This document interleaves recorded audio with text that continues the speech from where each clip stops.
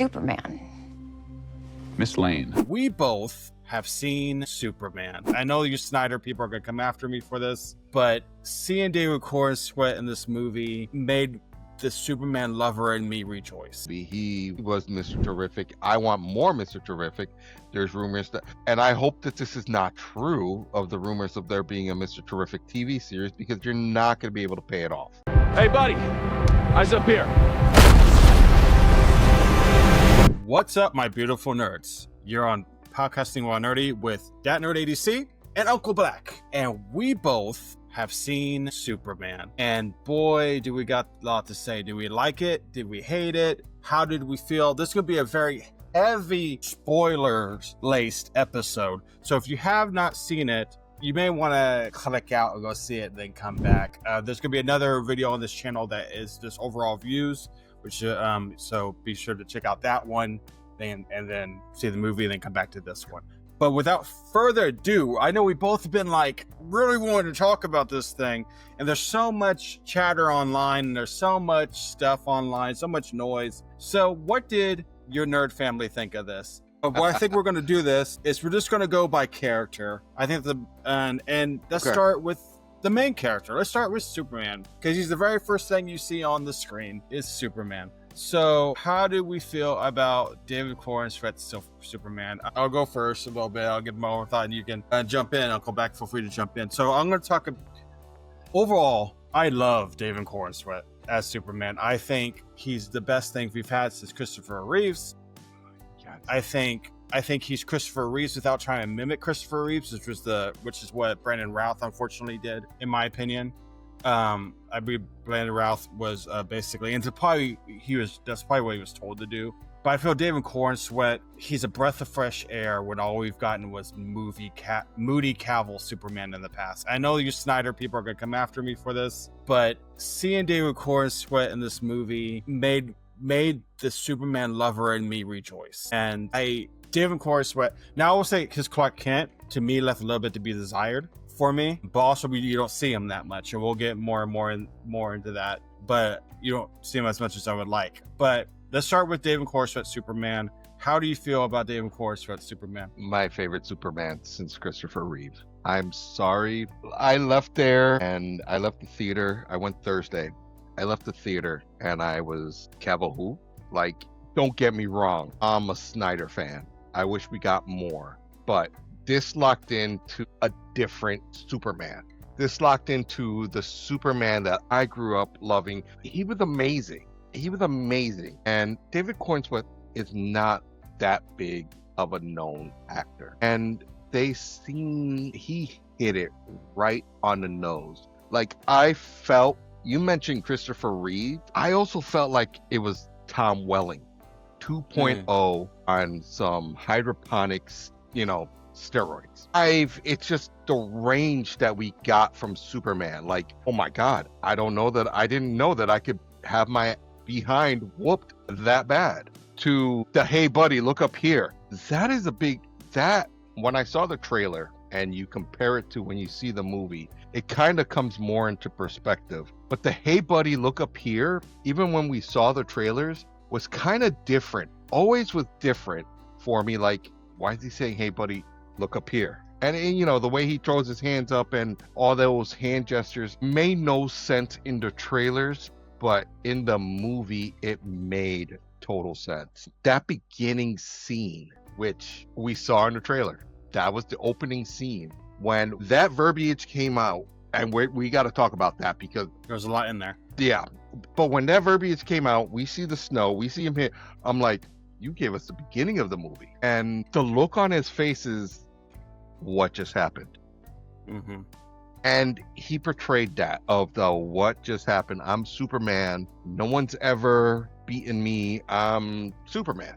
And seeing that, I was just like, yes.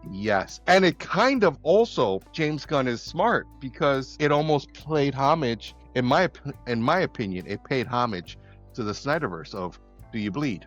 And the first scene you see is him bleeding. Mm-hmm. Kind of saying that this Superman is vulnerable in the right cadence. So I looked at it and I was, he played a great Superman. I want to see more. I really want to see more of what he could do with the role. Yes, when you get the Clark Kent, we did not get a lot of Clark Kent as we're used to in the past, where we see almost like a 50-50 of Superman Clark Kent. But I'm also glad we did not get that 50-50, because it would have left us wanting more of Superman and less of Clark Kent, and more, less of Clark Kent. I'm almost wondering where else can you take this Clark Kent role. But a big major Clark Kent role was the apartment scene. Oh yeah, we're definitely have to talk about that. I was just thinking about that, how I loved that interview scene. That was so that like I was in it. I was so enthralled into that scene right there, because that scene said a lot. But also, and I'm gonna fast forward a bit to the scene where he was at home in Smallville and he's sitting there eating cereal barefoot on the porch, just a t-shirt, plaid shirt, jeans, eating cereal. The whole barefoot part was like great, because it kind of answered the question of, does Superman wear socks? Like seriously, in those boots, does Superman put on a pair of socks? And the answer was no, he doesn't. He's sitting there barefoot, just, I'm getting my energy back. And how often do you get to see Clark Kent, aka Superman, sit there and eat? We've never gotten that. It also humanized him even more too. Yeah. And I will say this before we get too far ahead. I want to go back to that open dialogue on the screen before Superman falls down. So I don't know if it was just the Midwestern theater I was at, but the aspect ratio was off in my theater. Okay. So the first part, 300 years or 3,000 years, whatever it said, of metahumans have been on this planet or whatever, we did not see in our theater because it was cut off. We could tell that something was written there. Something was written there, but it didn't show. We couldn't read it. So to me, I didn't know if that was like just our theater problem, or if it was this movie was made for IMAX and I wasn't in an IMAX theater. You see what I'm saying? Okay. But I'm guessing it said 3,000. No. So I didn't see it in IMAX, which my movie theater locally does have IMAX, and I was wondering why they did not have a Wednesday showing of it, because all the IMAX had Wednesday. And I'm like, why can't I see it Wednesday? They're redoing the IMAX theater. It was 3 million. But he was resist on Earth for 3 million years? Sit there and think. Think what I said a few episodes ago. I'm already there, man. Vandal Savage. Yes! Oh my God, I knocked out my camera, because when I saw that, and I'm like, 3 million? It's Vandal, man. Vandal Savage, and he's reproducing, and he created the metahumans. Over the years, he's been on Earth, which puts us Neanderthal. He was a Neanderthal. A comet landed on Earth, and through those years, he's been reproducing. And through that, he creates metahumans, which makes the best sense on how to introduce metahumans. It starts with one. And I said that's going to be our big bad months ago. I think we called it, man. I think it's called. Can you insert that? Find it, insert that. Because when I saw that, I'm like, Black Stradamus moment yet again. Called it. And I was just, oh my God, this is where he's going. Maybe not phase 1 or part 1 or part 2, but Vandal's coming, because you've laid the track work of saying 3 million years ago, metahumans started on Earth. And in my mind, 3 million years ago, I'm watching this like someone that doesn't, and I had to step back and, okay, someone that's not watching this, are you going to ask the question of who is that metahuman? How did this all happen that we're here? So it was a 3 game. 3 million years ago, blah, blah, blah. Then, 30 years ago, he was sent to Earth. 3 years, he donned the Superman suit. 3 minutes ago, he lost his first battle. And I like that he played that 3. Yeah. And I'm trying to find it online for you to read exactly what it said, but I'm doubting it's online yet. But it was 3 million years. That, I wish I would have seen that, because I probably would have marked out. But I didn't see it. But now, so that's good to know that maybe it was just my theater. I'd like to know, people, if you're watching this in the comments, let us know, did you have theater issues at your theaters with anything? So that you're right. That's the very first scene we have. And the next character we're introduced to is Crypto. Over thoughts on Crypto. I thought I was going to be annoyed with Crypto. But because of the ending, I understand why he was there now. Yes. At first, I was like, okay, this is just something for laughs. This is the dog's here for laughs. But no, Crypto has a purpose. Crypto sets something up, and we'll get there in a second and later in the video. But like, I like how James Gunn made Crypto a dog. And what I mean by that is she didn't go with your traditional Crypto that's overly smart, that does everything right, that does everything he's told, that he didn't treat Crypto like a human in the dog form, which comics like to do. He treated him like a dog. Mm-hmm. And yeah, he was where he needed to be, but it took some coasting, right? Like he did. Like the opening scene was proving that like he's like Superman's there battered and tattered and hurt, and Crypto's like jumping over his body, and dog would do that. Yes. But he realizes Superman's hurt, that his friend is hurt, and he's like, okay, I got this, you know. But it took a minute because he's a dog. Any dog would be like that. So I love scenes like that. I love like the T spears, how he went after them because they were balls. God, yes. Like those sort of things. Overall, I loved Crypto, and my theater loved Crypto. I thought like, oh, this is gonna be horrible, and I walked out of the theater and I'm like, oh my god, like best thing ever. Like I thought it was gonna be like, you know, that Super Pets movie where he's overpowered and over smart, like just like you said. And no, Crypto, and excuse the phrase, just a dumb dog. And there's a reason why, and we'll get to that, like you said.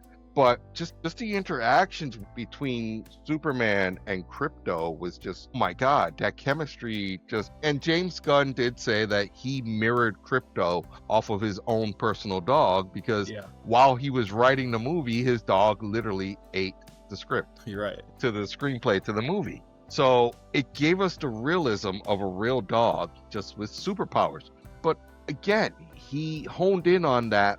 How would a dog be from another planet? It would just be a dog. Like simplicity. He went simple. When it came to Crypto, he went simple. It's just a dog that has superpowers, but it's, at the end of the day, it's just a dog. Not a lot of need for explanation except for the behavior part. And again, we got that was great. Thank you for watching my dog, bitch. That's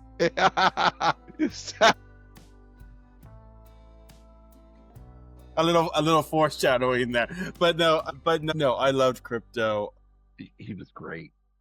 I would say the squirrels. Yeah. Oh my god, like literally that was again another, I'm gonna fast forward but we'll rewind. Just the brilliance of how they put him in that spear, and the brilliance of, we're not gonna go I have $1 million and I'm gonna go this extra technology. No, I have $1 million. I'm this super rich guy, but I'm super smart, and I know how everything on this planet works, and I know how dogs behave. And guess what? We're just gonna throw super squirrels, and like it worked. It really worked. I'm gonna say, like, most of the actors in this movie did what they needed to do, and they were really good in their roles. And notice I said most, because there are some I had a question. Were kind of to me. But I'll let you know who they are in a second. But what I want to talk about is, let's talk about, like, speaking of chemistry. And to me, one of the biggest chemistries in the movie is Rachel Brosnahan and David Corenswet as Superman, as Clark and Lois, you know? Yes. To me, their chemistry beats really any other Clark and Lois on the screen. I believe their relationship. I was invested in their relationship, especially in that interview scene. Thank you. You know, they acted like a couple would in that situation, I think.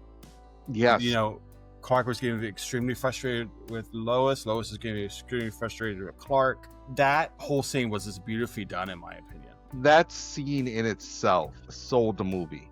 Like, and I know that was what got them both the role. When they auditioned, that was their auditioning scene right there, that whole interview.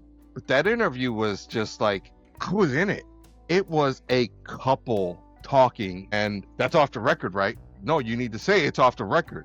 Like, you could see them in their minds flip-flopping in the relationship between their roles of, am I the reporter or am I the girlfriend? And I need to remind you, and he's like, but that was private, that was between us. That's dude, that was like a couple that works, like literally what we saw, a couple that works in a media environment where they need to report the news, and one might have the one up, like maybe he works for the CIA on the side. Gave us the realistic of what the dynamic would look like.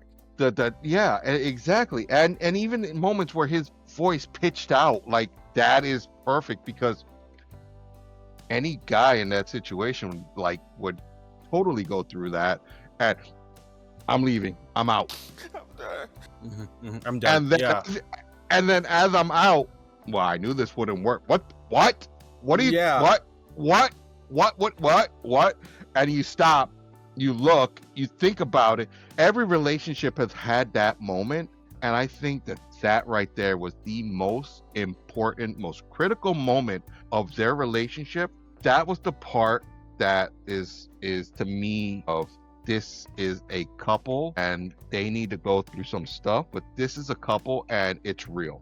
To me, that was the home run of the movie, that part right there. There were other home runs, but when it came to the relationship between Lois and Clark, the sale of, we need to sell you that they're a couple. We need to sell you that you need to buy into the Lois and Clark moment. I don't think we've ever... The Adventures of Lois and Clark with Terry Hatcher and Dean Cain tried something similar, and it just didn't get there. This got there. Smallville never attempted, because it was Smallville, the most recent show, never got there. This hit the home run that was needed for Lois and Clark. Like literally Lois and Clark, Lois and Superman. That was it. That was the defining moment of their relationship movie-wise. We never got that between Amy Adams and Henry Cavill. Not at all. I did not. And, I don't totally dislike Snyder movies. If you go back into our archives in my history, you'll know that I don't dislike Snyder movies. We had a whole watch party for Justice League. If you go back to things I've done in the past. But I never believed Henry Cavill and Amy Adams as a couple. I didn't. But Rachel Brosnahan and David Corenswet, I think, killed it. There was something different to it. Batman v Superman, they had the apartment scene. Yeah, but it just wasn't the same. No. And I'll say it was a similar situation. If you really think about it, the exception of he's not saving Lois, but he's going rogue. And when I think about that scene in Batman versus Superman, I'm like, yeah, Superman's going rogue. He's just saving Lois. And then when I watch Superman and he goes rogue and I'm just trying to do good. That is what made the difference between the two movies. Mm-hmm. Is that he wasn't being selfish. And he kept emphasizing those points. And that was also what made the Superman work, in my opinion. See, he would always be like, I'm just trying to do good. I'm just trying to do good. He was the Boy Scout we haven't gotten for a while. He was this moody, depressed Henry Cavill. It was, it was like he literally saved a squirrel. Yeah. He literally saved a squirrel. Yeah, like seriously, like that was a big moment where you're watching it and like he zips in and there's a squirrel and I'm like, my God, he even saved a squirrel. Like, and that's a Superman that we have not seen. We didn't even get that with Brandon Routh, who was trying to continue Christopher Reeve. Nothing wrong with Brandon Routh playing Superman. It's just, it wasn't that Boy Scout Superman. Because if you remember Superman Returns, he was kind of like a stalker. He was angry. We never got that in Superman. And this guy, Corenswet, was just, his Superman was Superman. I'm sorry. His Superman was Action Comics Superman. Like down to a T of like, this is Superman. This is what Superman stands for. And I'm down for this because let's just go on, because the other relationship that had to work, in my opinion, was Superman and Lex. Can we get to Lex now? Let's get to Lex. So Superman and Lex had to work. You had to believe that hate. You had to believe Lex's hatred. You had to believe that dynamic. And did I believe it? Nicholas Hoult was awesome. Oh my God. Nicholas Hoult was great. And I loved it. Like this, and like he knew where to like put like little longevity in his tones and stuff. Yes. and when to be serious. Like, I think about two different scenes. I think about the scene where he kills the vendor, but also the scene where like he's sipping his coffee or whatever, and he's like, the dog with the cape or whatever, you know? Like, Yeah. those two parallel scenes. He's like, oh, nothing. I didn't say nothing. You know, like, Yeah. I loved his Lex. It was awesome because it didn't go so campy like Jesse Eisenberg, but he knew when to bring that in. Yeah.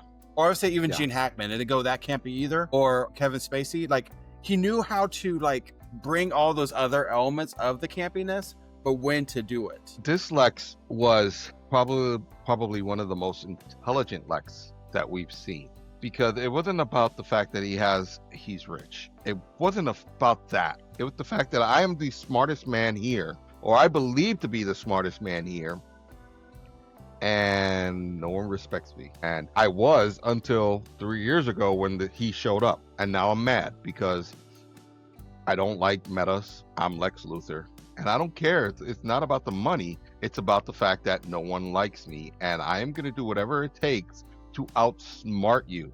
Not outmoney you, but I'm going to outsmart you.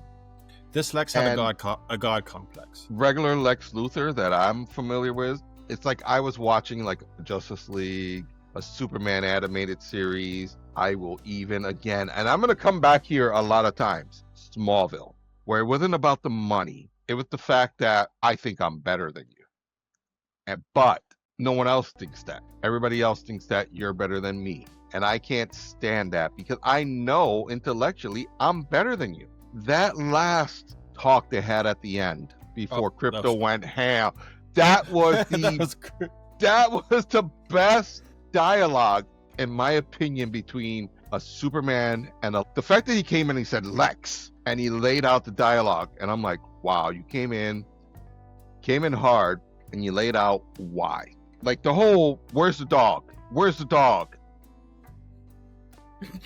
That was great.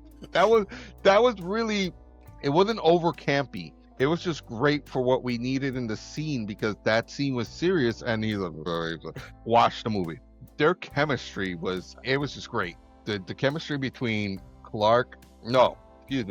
between Superman and Lex, because there was that scene where they were in that, I don't even know what to call it, not a phantom zone, but they were in that little pocket universe.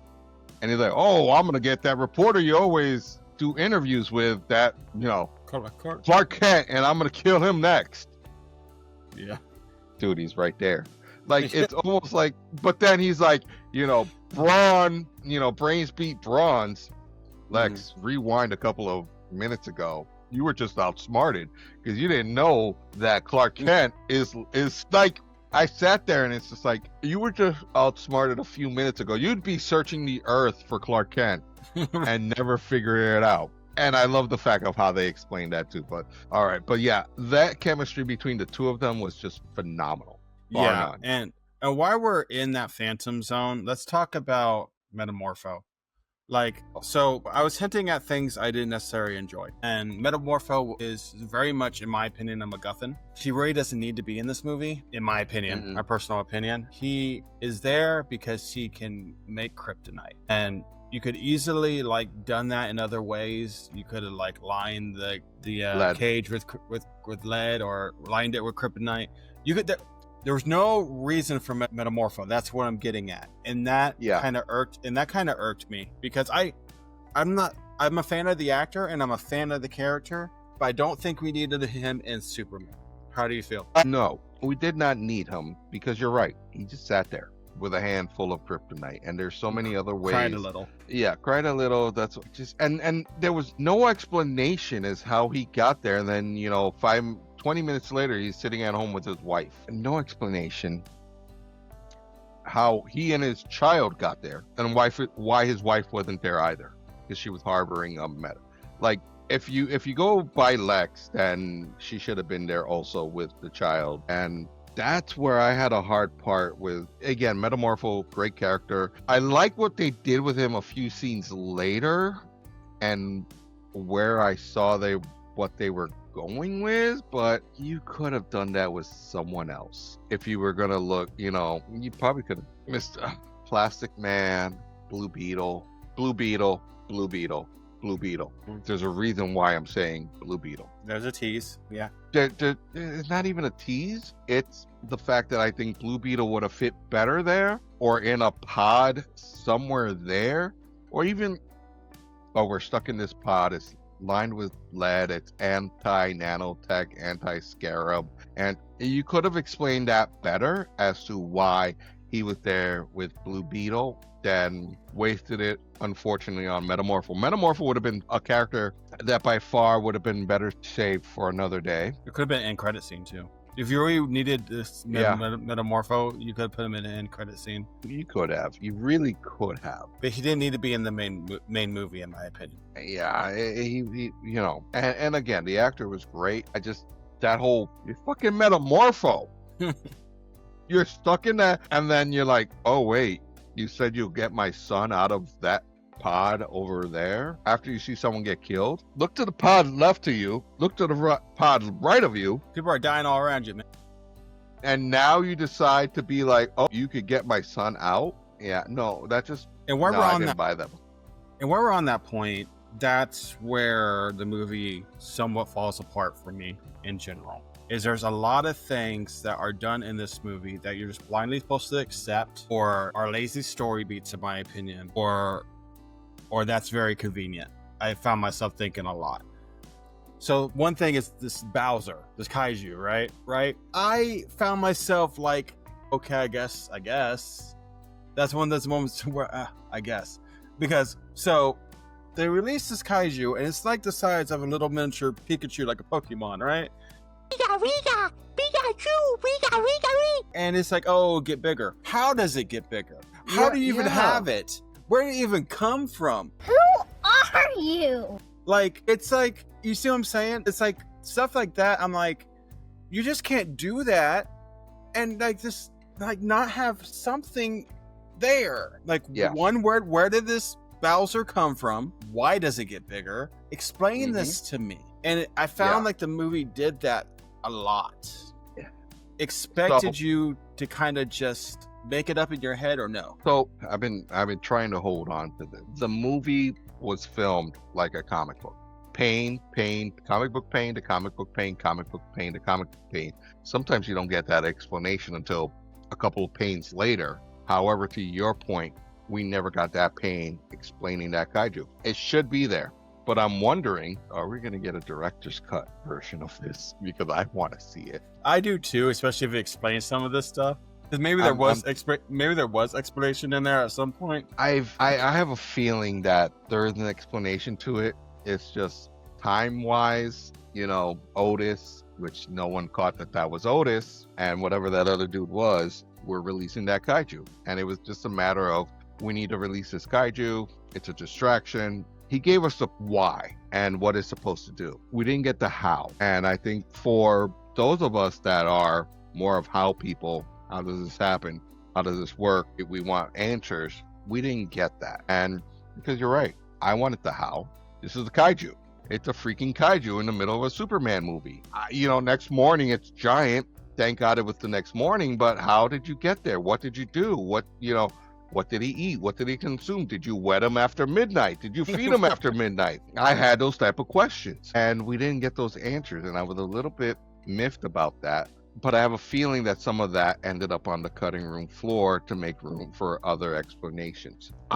For now, I'm going to let it pass because I'm hoping that we'll get a director's cut on Mac. Yeah, but also I would say this, that even if we do get a director's cut, that this should not become the norm. No, it should not. He gets the pass for it to be for Superman, and it didn't totally tank the movie to the point where it's rotten in Rotten Tomato terms for me. It's not rotten, it's fresh. No. I'll give a grade later. But, like, it just, there was things like that where I'm just like, okay.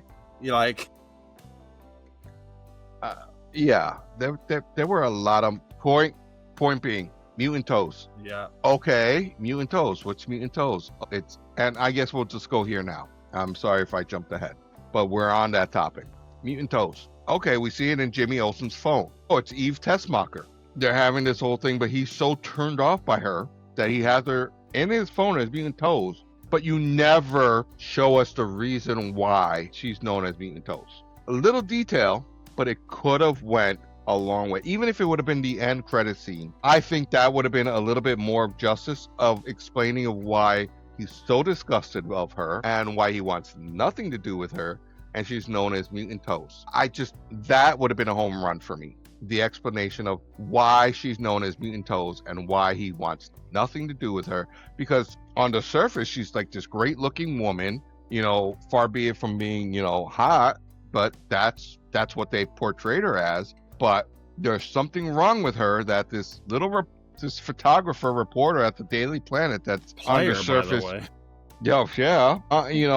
doesn't want anything to do with her. Why? And you never explain to us why. And I left there wondering why. Why is she Mutant Toast? I want to know why she's Mutant Toast. It can't be that bad. Like that sort of thing. Yeah. No, while we're on the topic, let's talk about Eve Tessmacher and Jimmy Olsen, since we're on the topic of them. Both, I would say Eve Tessmacher and Jimmy Olsen probably have about the same amount of screen time. I would say Eve Tessmacher, it was a different take than you're used to for Eve Tessmacher. Probably a lot more ditzy than I think normally she's depicted. But I think that's going to go somewhere too, because I think it's a facade she was putting on. I don't think she's that ditzy. Like, she's strategic. And like what she was taking this, so she takes selfies all throughout the film, and it comes together that it's all evidence. And I think she was doing that on purpose. Yes. That wasn't, the movie kind of plays it off that you could kind of maybe think that it was just, this happened to be in the background, this was by accident. I don't think it was by accident. I think Eve Tessmacher was purposely taking pictures at strategic moments in the form of selfies and acting dissy because she had a lot, she was trying to, and I think even as simple as she was trying to help Jimmy. She always meant to give Jimmy all that evidence. Yeah.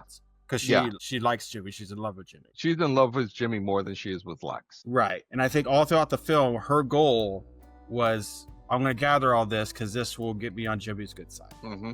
I don't think it was a ditzy, I'm just taking a selfie. No. She knew what she was doing. Yeah. And that's that right there was great foreshadowing by James Gunn of like that opening scene where she's taking a selfie and you really don't, what's she doing? Why is she taking a selfie? It unfolds later, and it ends up being like this great discovery of why she was doing. And I like that fact of, I'm gonna have Jimmy and Eve Tessmacher be bigger roles than what you really think that they're gonna be, because that's what he gave us, is that they were really the heroes of the whole movie.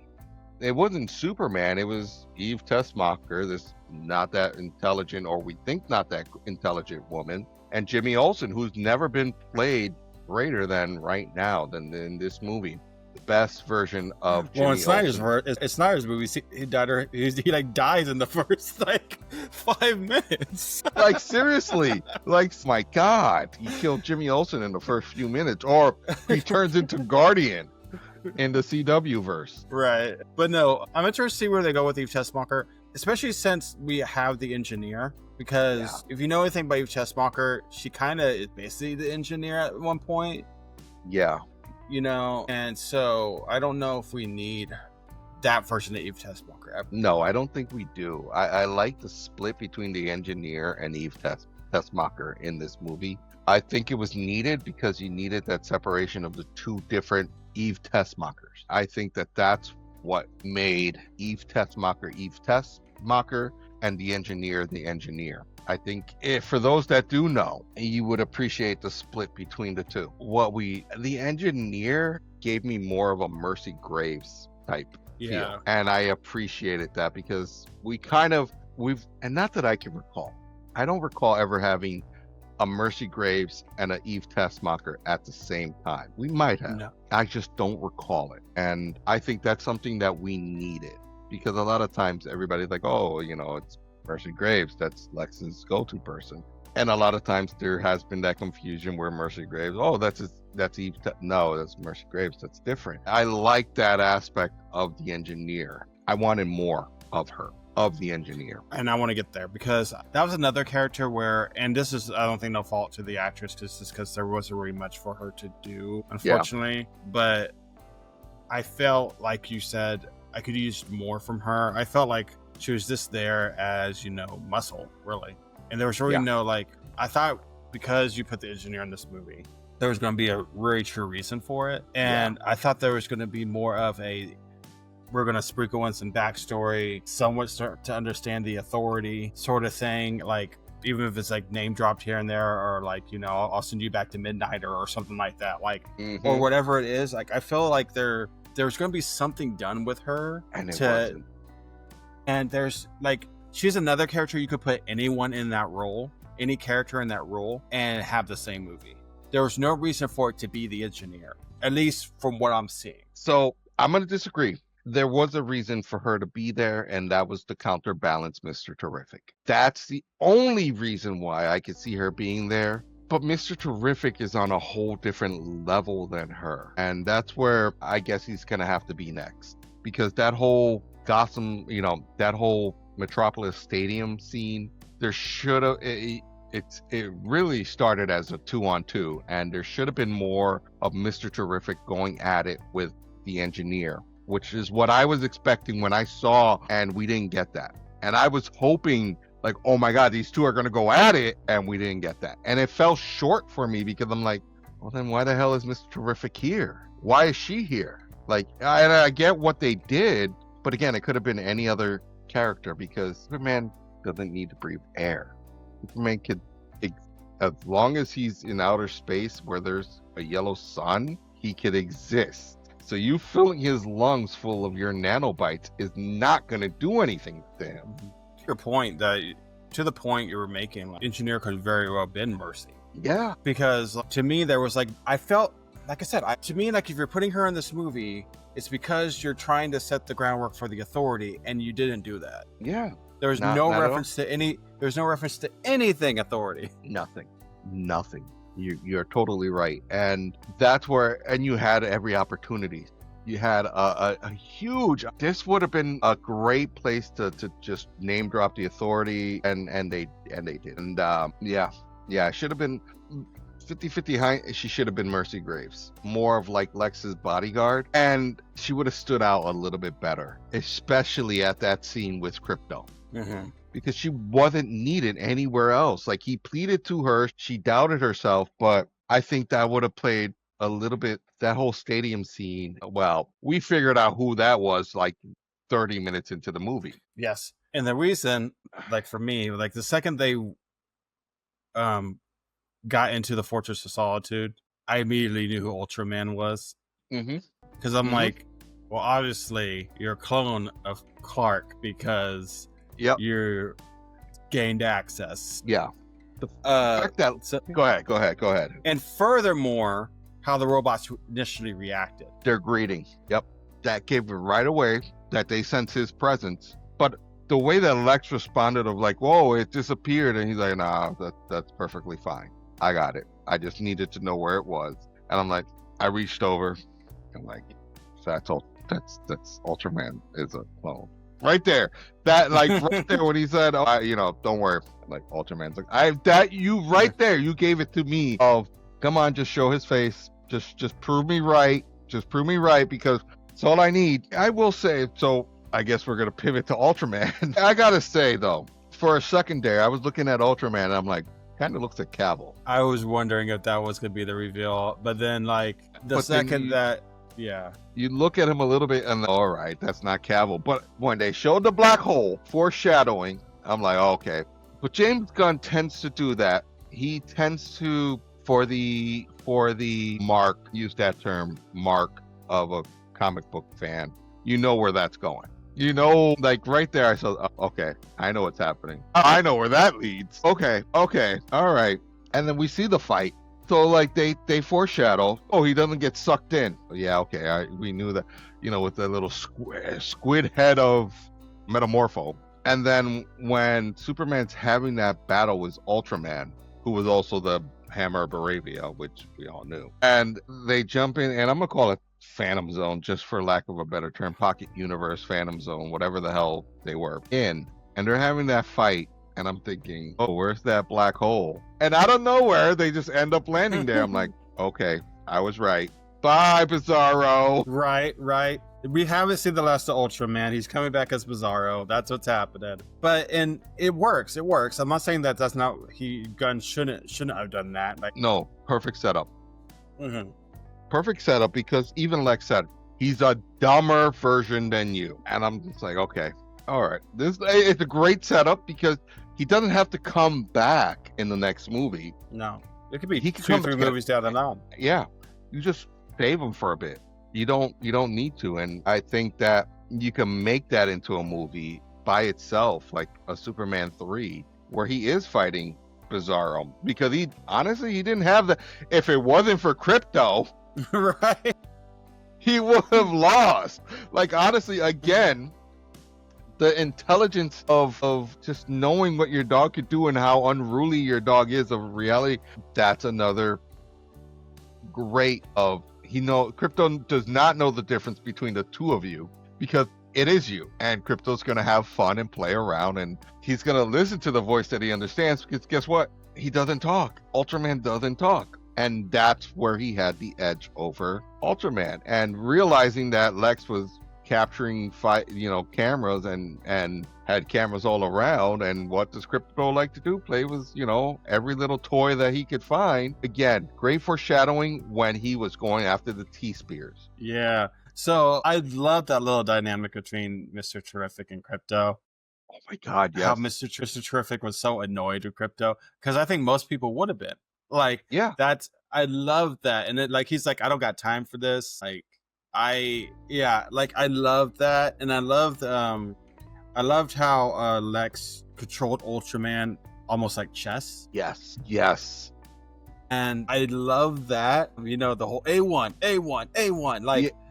Like I love that sequence. Yeah, that's so good. That just showed that Lex, again, it wasn't money, it was intelligence. That he paid attention to every Superman fight, was able to put it down on paper and intelligently know how every fight from Superman would be, to the fact of, like, I could predict this. As long as I could see the fight and what he does, I could predict what he's going to do next. And because he doesn't know that he's been watched, I got you. I checkmate. To a point, it literally was, it wasn't even check, it was check. I'm going to say he had Superman in check. And I'm going to go back and say we've never seen that much of an intelligent side of Lex. Not even Zuckerberg, not Mark Zuckerberg. I'm thinking about Jesse Eisenberg. Yeah, Jesse Eisenberg's Superman was all over the place. When you really think about it and you compare it to this, Jesse Eisenberg was like, oh, I know who you are. But it wasn't like, I'm smarter than you and I know who you are. It's just that I know who you are because I have all this money and I figured it out. Nicholas Hoult was just genius.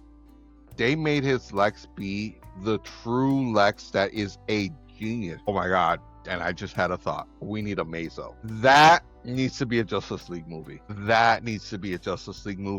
It cannot be a Superman movie. Oh my God. Yeah. Nicholas Hoult controlling a Mazo just based off of pure intelligence. And at the very end, I like how they name drop Belle Reeve. That's where Lex is going, because that opens up Amanda Waller. That opens up a lot of doors. I love that. The fact that they're sending Lex to Belle Reeve. That was awesome. I love that, like, by the end of it, Lex is so high in emotion. You see that tear. Yeah. And I know some people were telling me, is like, well, is that on brand? Would Lex actually cry? But I don't think he was necessarily crying. He was just like, Angry. like, he was just like, you get so controlled with emotion that you cry. You shed a tear. Yeah. And it was like one single tear. And like, I loved also how, like, when Superman comes in, barging in, he tries to make a run for it. And it's very cartoonish, sort of like that. And like, this, like, Nicholas Holt's, like, just the way he carried himself as Lex, and the way he, like, his mannerisms and stuff like that. I loved it. Another cool dynamic I would say is Juan Pa Kent. Oh my God. I will say that this is some characters I kind of had a little bit of a problem with. I felt it was being from the Midwest, being a Kansas boy, I was a little bit insulted, I'm not gonna lie. Okay. Because I have not met anyone, not even older people in my family, who are like that at all. Okay. At all. Okay.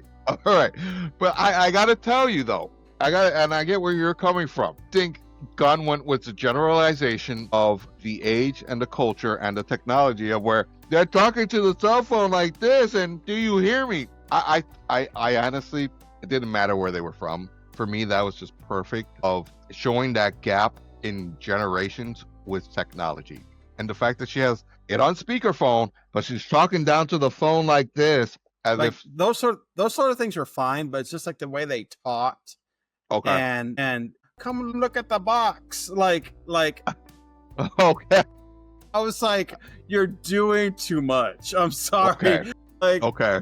I don't know if you get where I'm coming from, but like Now I get what you're saying. The countryness of the it was country bumpkin, and I don't know anyone besides in movies who are actually like, okay. Now I get what you're saying. come here, Clark, come look at the box. Like what? I don't think Going that, on. to me, that was just because I'm not from the Midwest. It to me was like the box. You must be talking about the TV. Now 50-50 hindsight. Was that really necessary? She could have just said, just come look at the TV. Yeah. I get what you're saying. Okay. I get what you're It's saying. almost speaking to say, oh, you're about to miss dinner. We cooked some squirrel. Like, That squirrel that Crypto was chasing. but no, it's just it was a little bit on the too much for me. Wrong But state. but no, like I went with some family, and we kind of looked at each other. We're just like, what the? Okay.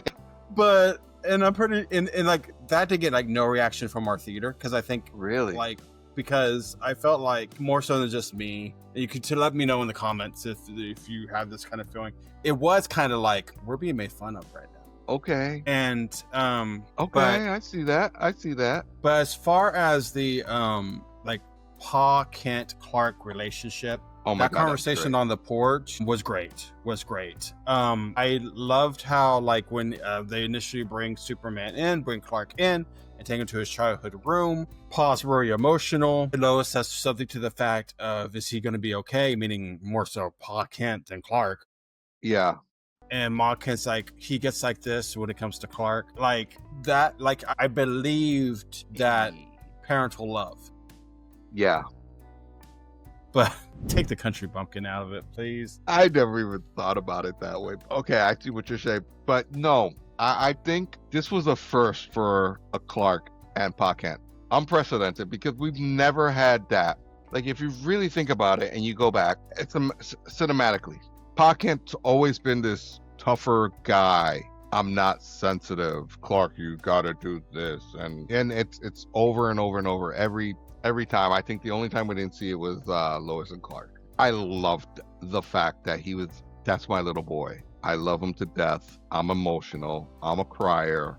I'm a man, but it gave us that side of every dad that has a son and his son grows up and leaves the house and becomes a man. And I'm not going to show you that, but my wife knows that, and my wife knows that I'm that emotional. And the comments come from the wife, the mom, who will always give that away. I don't think he's that tough. He cries about his little boy. Mm-hmm.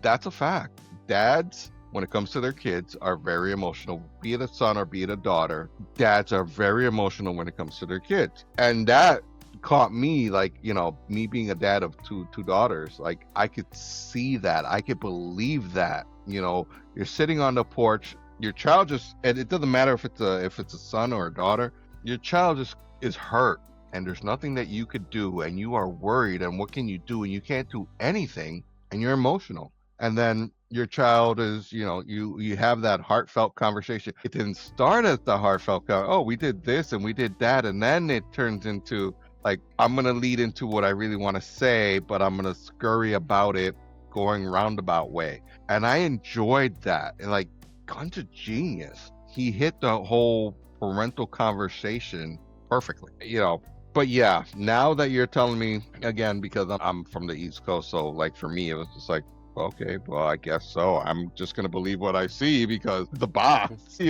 But now I see it from your perspective, like, yeah, you didn't need to do that. You could have they're no different than any parent, whether they're East Coast or West Coast, North Coast, South Coast, America, China, Japan. It's still the same thing. You're a dad. You have that same emotion. You're a human. Mm-hmm. And I think that's what Gunn was trying to shoot for. At the end of the day, you're human, and I think that's what he was trying to give us with.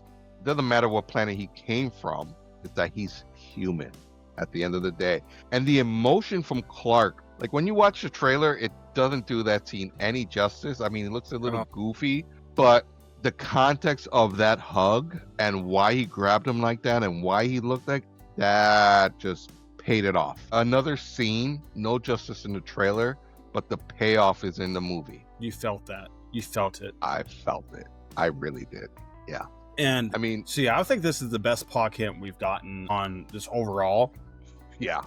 Paw kit doesn't do too much, but as far as paw kit, yeah, the best we've gotten in a while. Better than Kevin Costner. Way better. You should have let them. Better than. We were from like you should have let them die to You're My Son. Like I love those. Yeah. I want more. Like keep them alive. Don't. No, we need more of the Kents. Like honestly, they do have to pass away. But give us as much as possible of the Kents because they are pivotal in who he is. And because this is a year 3 Superman, don't fast forward too fast on how far along he is because they play a major role. And Pa Kent really stood out more than Ma Kent, in my opinion. Oh, I'm going to get your boots. I washed them for you.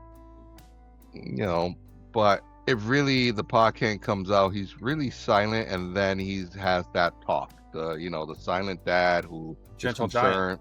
Yeah, it really. I'm trying to think of past Pa Kents, and like the Superman, the movie doesn't really do anything. The Adventures of Lois and Clark, he did play a pivotal role, but again, not that big. The closest other thing was Snyder in Tom Snyder in Smallville. And even again, that was a tougher Pa Kent. This really rugged man wasn't as sensitive. He did have a sensitive side. And I just think that this Pa Kent just hit it home. Like, again, better than Kevin Costner. Don't be Superman. Just stand back. Don't be yourself. Don't, hide who you are, which is understandable. But at the same time, I really, really enjoyed this Pa Kent version. I don't know what it was. Maybe because it was an unknown actor, that big of an actor. You went a little bit undertone with the parents because you wanted to get their roles big in comparison to what we see compared to the Kryptonian parents. Well, yeah, let's talk about that. Let's go there. Okay. Okay. We're gonna go. So in contrast to over on Krypton, so it's revealed in the movie that so Superman, when he's hurt, likes to listen to a recording of his parents. Basically, what he feels like a feel-good message of we love you, go to Earth, and he believes do good things. Da da da da da. Well, it turns out that there's a second half to that message that was damaged, and it gets fixed, and you basically have Bradley Cooper who plays Jor-El going, spread your seed, my son. And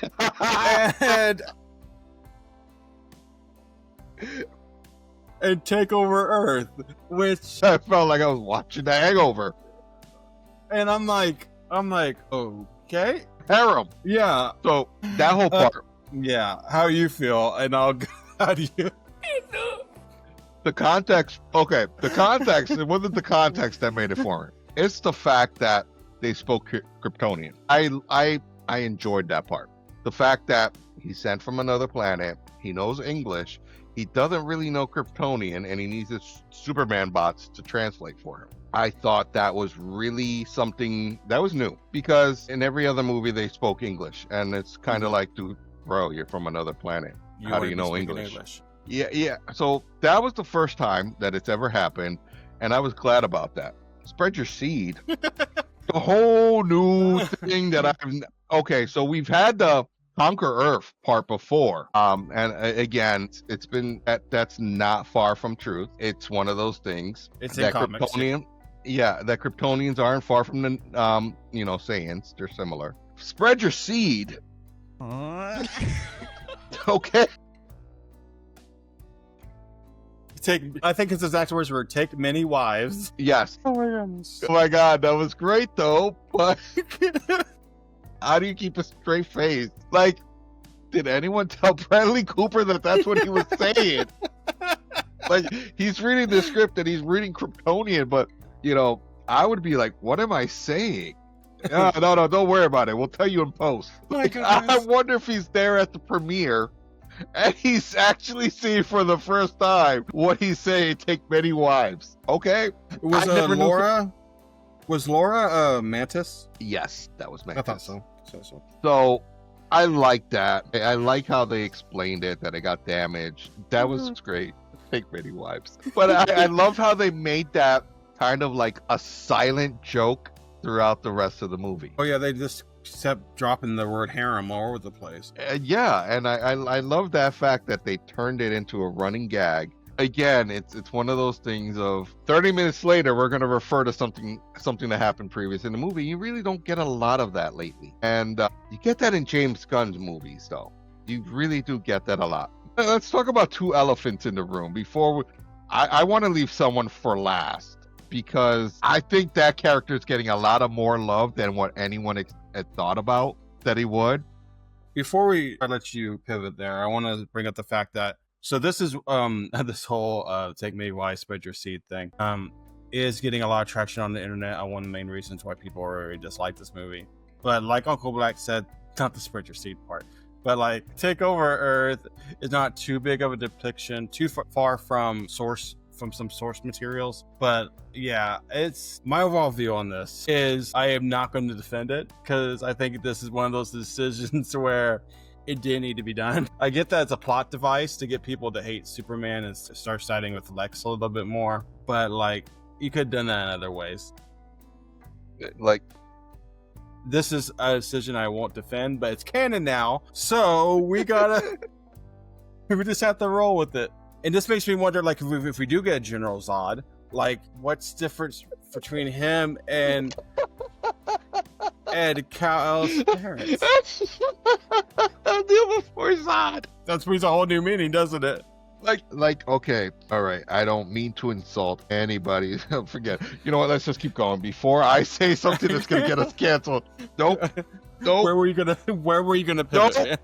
Nope. All I'm gonna put it in is in a state, Utah. Yes.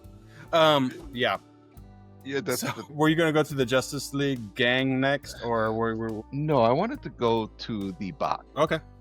Like four. So there was more than that, actually. There were four main ones. Yeah. But they were like, I saw like a 21 somewhere in there show up out of nowhere. Like I saw 21.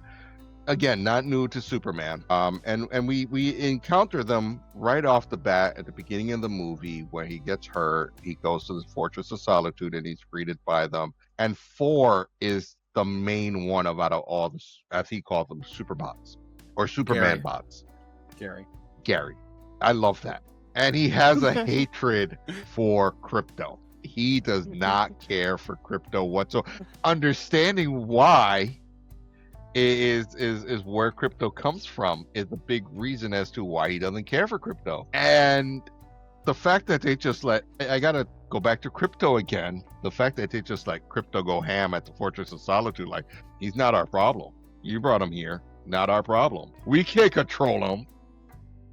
We have no emotions. Like, that was, I want more. I want more. They were fantastic. And what got me there, sorry, before I lose it, like, you have 4/Gary saying we have no emotions, but in the very next breath, you have that female robot going, he looked at me. And like, those two things don't go together for me. No. So those were one of the things where I'm just like, you just got done saying you have no emotions, but you reacted to him looking at you. And I think that was done on purpose. Because I think Gary's trying to be this super smooth, we really don't, when we really do have emotion. And that's what I got from it, is that Gary's going to be this staunch, stern, stone-faced Superman bot, when all the other ones really do have emotion. And that makes that, to me, is a big deal. And to me, it was a big deal. Well, he does say, well, she's new, or something to that effect. Yeah. Because I think Gary's more than just Gary. I believe that Gary eventually will be Brainiac. The fact that he wanted to be known, you're saying I don't have any emotion, but I want to be known as Gary. You're lying to us. You have emotion because you want to be known as something more than Thor, which tells me you're individual, which tells me you are going to grow to be more than just Gary. You are Brainiac. And that's one of those little, I'm just going to spread breadcrumbs. Maybe I'm wrong, but I really read into that of shit. That's Brainiac right there. That's Brainiac, and we are seeing the early phases of Brainiac because he wants to be different than all the other bots. You're saying you don't have emotion. She's showing you have emotion, and then later on at the end of the film, I want my own name. I want to be known as Gary. Well, if you didn't have emotion and you didn't care, you don't care what you're called, but you are free will. You do care. And you are very strongly free-willed amongst beyond all the others. That is the breadcrumb. That is the blueprint for a revolution with the Superman bots somewhere down the line. Now, I don't know where you're going to fit it in. Maybe Superman 2, because Corenswet did state that he did sign on for a Superman 2. They're already rolling with Superman 2 because that movie is just breaking. It's not breaking records, but it's doing what it's supposed to do. Like, again, that whole part with, you know, the engineer coming in, and I had feels of Brainiac when the way she connected to that console, and you teased the crap out of Brainiac right there, and he was able to repair, again, a Brainiac thing. He was able to repair himself, but we didn't see any of the other Superman bots repair themselves, but he did. Oh, and I'm just gonna keep this as, come on, dude. You got emotion. You got emotion, and you got to look at it from the casting perspective. For like, you got to look at the history of how you make movies and the comic book movies. All those years, who played Jarvis? It was a bigger story to be told to become what Jarvis became. I think and listen, copy is the best form of flattery and best form of saying, hey, you did this right the first time. I'm just going to take a page out of your book, and Gary's going to be our guy. He's going to become Brainiac, and it would be a complete miss because Brainiac, what's Brainiac? He's a computer from Krypton. Well, if everything else got damaged, I mean, unless you explain it in the Supergirl movie, which I hope not, because you've laid the blueprint for an emotional robot that wants to take over and wants to be in charge. And what's Gary doing? Where are we for time? Just so you remember, years from now, I mentioned that Gary's gonna be Brainiac. Black Stradamus moment, people. Again, he's telling he's told a big story in a small picture. And I'm not saying Superman's a small picture, but you laid the breadcrumbs for a lot to happen at later times. And he did it with Guardians of the Galaxy. James Gunn did it with Guardians of the Galaxy. So he knows what he's doing, and it may not be something that we're going to get the payoff right now, but we are going to get a payoff of things later to come. For sure. And I think, yeah, I agree. But let's quickly touch on just the Justice League gang in general. And then we'll go into like some final grades because we don't want to keep you guys on all night. Okay. So let's start with Mr. Terrific. I loved. Great. God. Curtis. A Guy Gardner. I liked him more than I thought I would. Hawk Girl. I could take or leave her. And the reason for it is, so there's a scene where she goes, "But I'm not Superman," and kills the president of Bolivia or whatever. Arabia, yeah. And I didn't really appreciate that scene because of what I feel they're setting up. So they're setting up the Authority versus the Justice League. Yeah. You need to be different than the Authority. And that's something the Authority will do. The Authority don't have a moral compass. The Authority kills. Yeah. If you have somebody in the Justice League gang, like a Hawk Girl, saying stuff like that and killing people, what makes Hawk Girl different than the Authority? Why would Superman align with somebody like a hot girl when he's trying to like battle the Authority. That's me assuming that that's the route they're going. That's where they're going with this. But if that's ends up what they're going to do, it just makes this weird dynamic that doesn't make sense. I'm gonna go there first. I kind of liked it though, because it set the fact that she's in the Justice Gang, and it set a hard line of he may have thrown you to, because they did allude that, you know, he took him out for a nice little flight, put him on a cactus, and really just said, next time I'm gonna come back and kill you. But he wouldn't though. But, you know, the president of Arabia doesn't know that. It kind of sets the moral compass of what's going to be formed of the Justice League. And they're not there yet. And I think that's where it needs to go of, hey, we need to sit down. We're going to become the Justice League, not the Justice Gang, but we are going to become the Justice League. But they need to kind of like break the fact that they're paid mercenaries, really, because that's really what they are at this point in time. They are for hire mercenaries, and that's why they could do what they do. I mean, of them, the one that has the best moral compass is Mr. Terrific, and he had a big role in the movie. He was Mr. Terrific. I want more Mr. Terrific.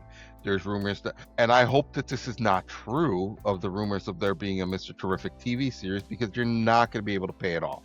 I'm sorry. You just make it a movie. At this point with Mr. Terrific, you make it a movie. Anyone that, if you really want to go deep into them, then Mr. Terrific needs to be a movie, because, and maybe not, maybe you just have him be a major role in another movie and you give him a huge backstory. But there's no way that a TV show, even on Max, unless you're willing to spend the money, is going to come close to, unless you're willing to spend Game of Thrones money on a Mr. Terrific TV series. Guy Gardner, god damn it, man, I loved it. I soaked it up every single minute. The second Green Lantern that I love to hate, Guy Gardner, made me want more Guy Gardner. Wow. And that's what everybody, I'm telling you, everything that I've seen online is everybody's going crazy for Guy Gardner, wanting to know more of Guy Gardner. Like, I've never seen such love for Green Lantern and his stupid bowl cut, and they make fun of his bowl cut, but everybody's going crazy over Nathan Fillion's Guy Gardner. They're wanting more of Guy Gardner. We're going to get it in the Peacemaker, and we didn't even talk about the Peacemaker cameo because it really wasn't that big of a thing, but yes, Peacemaker makes a cameo. But the fact of is, like, when they're fighting that interdimensional creature, which is the creature that you see in the first picture of Superman, which I think it's not Mr. Mixie. It's not Mixie. It's the other one, the Bat one. And that's who I'm thinking it is. You know who I'm talking about? Maybe. I'm going to have to look it up because it's not Mr. and I can't say the freaking name, but it's a fifth dimensional imp, but it's not Mixie. It's the other Batmite. Yeah, it did look like Batmite a little bit. I'm thinking that was Batmite. Mm-hmm. I'm thinking, you know, because the fact is that he decided, you know, that whole scene that you see in the picture where he's putting on his boots, the first picture, fifth dimension creature, he knows he can't take it on because they use magic. So they're already there. They're already faced them before, which means he must have faced Mixie at some point in time or Twist. The fact is he knows that he can't do anything, so he lets the Justice Gang. What I loved is that in the background, what are you seeing? Guy Gardner's baseball bat. Mm-hmm. Several times over. In my theater, people were loving it. They were laughing. They were like going crazy seeing that baseball bat, just whacking it over and over, just laughs all over. The fact while they're having a serious conversation and you're just seeing a baseball bat in the background, and then the scene where they get to Baravia and he does this, and you don't see it in the trailer, but his big fucking middle fingers coming up all over out of the ground. I was loving that. The mittens part, I was loving that. Like, this is what we should have gotten from Green Lantern the first time around. It was done right. I'm excited for the Lantern series. I'm excited to see how this is going to be handled with him, with a Jon Stewart and a Hal Jordan, who are a little bit more serious, but even down to the hypnotic glasses and him giving it away that it's him. And real quick, the fact that they explained why no one knows the difference between Clark Kent and Superman, it's the glasses. They hypnotize you. They do. But I would also say at the end of the movie, that leaves something to be questioned too. because apparently it doesn't work at the Daily Planet because Exactly. So how long Because- have they been dating? yeah, because there's a scene at the very end where Perry White asks Jimmy Olsen, so how long have they been dating? And there's like, we believe about 3 months. Yeah. So that makes you believe that they're not dumb, that they know. Yeah. So call that good journalism, I don't know, or how they explain that, but like makes you think that the glasses don't work. That's what Yeah. I'm saying. Because throughout the whole film, Perry White never asked, "Where's Clark?" Jimmy Olsen never asked, "Where's Clark?" Which was, to me, no one asked, "Where is Clark during all this?" And that's what was missing. But Makes you think I think they might know, and that might just be something that we are going to get rewarded with later. Back to the Justice Gang, Hall of Justice. A lot of Easter eggs in that scene. Oh my God! Oh my God! Number one, it was the Hall of Justice. Yeah. And in my head, all I heard was a sound. Like, I creamed my pants, that whole scene. And then I'm sitting there. I literally really didn't pay attention to what they were saying because I'm looking at the wall. Yeah. And I only made out a few. I made out Jay Garrick, and I made out a... And there's a Yeah, cord. Cord was on there. Cord was on there from what I heard. The other one was the original OG Green Lantern. But there were so much more that I couldn't capture. But Jay Garrick was big because of the blue pants. That was phenomenal that he did that, because you're giving us Justice Society. That was huge, because that's going to be, again, another payoff that we're going to get later on. The fact that they're sitting there empty, Hall of Justice, it's just the three of us, eventually four with, Metamorpho, because he likes the name Justice Gang. I like where they're going with that. The banter between Mr. Terrific, he hits the remote and the stupid thing is rolling up so slow. Dude, you're Mr. Terrific. That scene, I appreciate it for what it was. But it's some of that lazy gun humor for me that sometimes it hits, sometimes it doesn't. Yeah. That scene, I think it went a little bit too long. But I liked Lois's comment, like, you can't afford a faster door. Like, yeah. Okay, we missed one big cameo, and then I want to get into grades, and that's Supergirl at the end. We didn't miss that. We were saving that one for last. So Supergirl shows up at the end to claim her dog, and why'd you move the door? That was funny. And I thought that scene was done perfectly at the end, because it helped set up Supergirl. It whets your appetite for Supergirl. They gave just enough backstory to prep you for it. It's like, oh, she's been visiting planets with red suns to get drunk. I'm pretty sure we're gonna we're gonna see a lot of that in her movie, explaining some of those adventures. I'm pretty sure at the end of the movie, at the end of her movie, one, two things are gonna happen. At the end of her movie, she's going back to get Crypto, or the movie starts when she gets back with Crypto. I'm not sure which is gonna happen, but I'm pretty sure one of those are probably the movies are gonna tie in that way. Yeah. It's gonna be either her adventure is gonna be taking place while Superman's doing his thing, like why this movie happened, or it's gonna take place after the movie. I'm not sure. But either way, I think I'm excited for Supergirl. Maui Alcott, the way she's playing Supergirl right now, it has me excited, because I'm just picturing the dynamic between her and Lobo, her and Jason Momoa. God, yeah. It's gonna be so much fun. I think this movie is gonna be so much fun. I'm picturing like almost a buddy cop drinking sort of movie. Yes, that's what I was thinking. And I think I'm excited. I really am. I love the way that they, again, I'm gonna mirror what you said. The way they introduced her, the backstory that she's been hanging around Red Suns to get drunk. It sets up that interstellar of, we're aware that there's aliens. The way she just came in, it almost also sets up Power Girl. It does. Because she's so drunk, she doesn't even know that she gets cloned. I'm almost hoping that this isn't Supergirl. It's kind of like, the real Supergirl is somewhere else.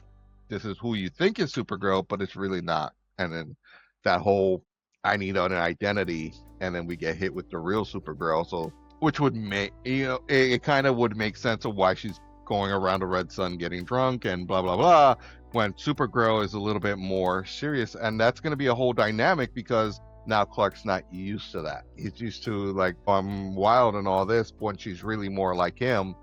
And she's going to have to play two dynamics, similar to the way he played Black Stradamus moment. But I am himself. Yeah, I am super excited to now see Jason Momoa play the main man. And her, like, I could almost be like him trying to go back to his motorcycle. She's drunk as hell, and he has to drag her by the coat because she's so half-cocked out of her mind, and he's trying to just get done what he needs to get done, and he needs her help. You're right. It's going to be that buddy cop. It's going to be a buddy cop movie, and that's how it would work, but it fits so perfectly in. Yeah. And like, she wasn't on the screen for that long at all, and to me, she's one of the people that steal the show. Like, that whole "thank you for watching my dog," bitch. The way she delivered that line, like, why'd you move the door? and when she's leaving her crypto, she's like, "Thanks for watching my dog, bitch." And I'm like the way she delivered that line was just like, she's like slurring her words when she was saying it. It's just like, I loved it.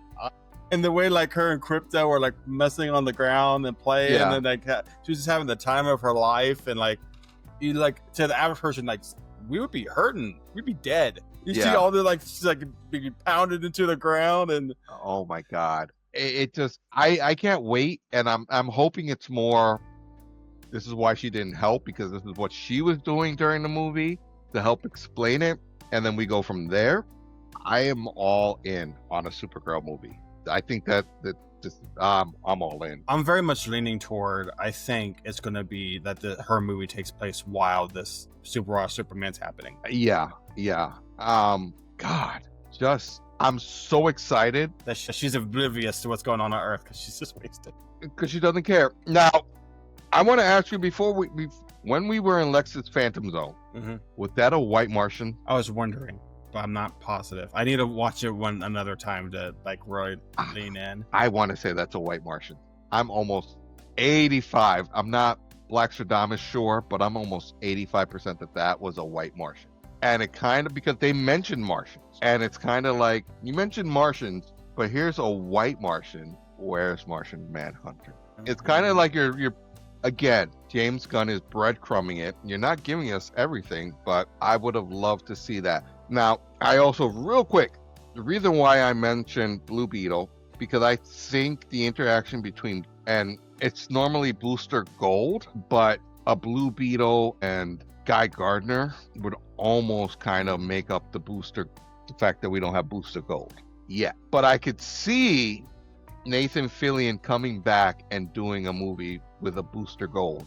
Just name it Booster Gold, and the want is there, people wanting more of Guy Gardner, because he was just a prick, and he was a great prick, and it was just so good. And it wasn't over CGI'd. What you did CGI was great. What you did with the constructs was great. I'm excited for Lanterns. I'm excited for Supergirl. I'm excited for Peacemaker now. This movie did what it, this movie did what it needed to do. I believe that Gunn didn't need to make a great movie. He needed to make a movie that wasn't going to be historically panned, and I think he did that.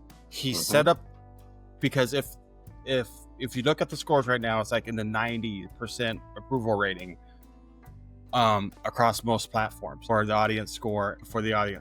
And so I think it's already standing the chance to beat a lot of Snyder movies. And I know you Snyder fans hate to hear that. That's easy. But like, I think this set up the universe, and it did what it needed to do. So with that said, I'm going to give a grade. I saw it yesterday from recording this.